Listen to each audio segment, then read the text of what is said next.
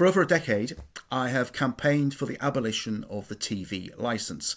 I have done over 100 broadcast interviews on the subject and BBC bias in general, and I have written numerous articles for websites and newspapers. Labour is happy with the current licence fee settlement, as are other left-wing parties, because the BBC largely supports the causes they champion. The BBC supports the current licence fee settlement because it is frightened that our state broadcaster will be even more negative about the party than it is already. But Nigel Farage and Reform UK are different. The BBC, along with other left-wing media outlets such as The Guardian, is appalled at Reform's current standing in the polls and is determined to do everything that it can to destroy the party. In its latest desperate attempt to discredit Farage, it is trying to paint him as a devotee of Adolf Hitler. Interviewing Reform's deputy leader, Richard Tice, on the Today programme on BBC Radio 4 on Thursday morning, Emma Barnett said, "Let's talk about your leader Nigel Farage's relationship when he was younger with Adolf Hitler." Bias comes in many different forms. Barnett did not expressly say that Farage was a neo-Nazi in his salad days, but the implication, of course, was there. During a press conference later in the afternoon, Farage took his first question from the BBC's Damien Grammaticus, who naturally asked him about alleged racist comments he made whilst he was a pupil at Dulwich College over 50 years ago. Grammaticus was not expecting Nigel's reply, which was brilliant and eloquent in equal measure. In a broadside, he reminded Grammaticus of what was aired on BBC television during that time, the black and white minstrel show, the character Alf Garnett in the programme Till Death Us Do Part, the comedian Bernard Manning.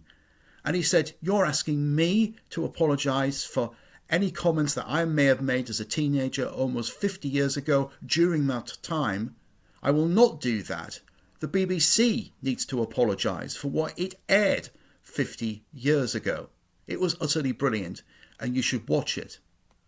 Some of the lefty journalists there still couldn't work out what Nigel was saying, and that's perhaps because they didn't grow up during the 1970s, which was a completely different time. Our television screens were filled with programmes containing casual racism and casual sexism. That's how life was then, and no one thought anything of it. Nigel read out a letter sent to him from a contemporary of his at Dulwich College, a Jewish man, who said that some of the remarks that Nigel and others made during that time were meant to be humorous. Yes, they could be offensive, but they were never said with malice. That's the important thing. They were never said with malice. Farage was not really saying that the BBC should apologise for the programmes that it aired 50 years ago.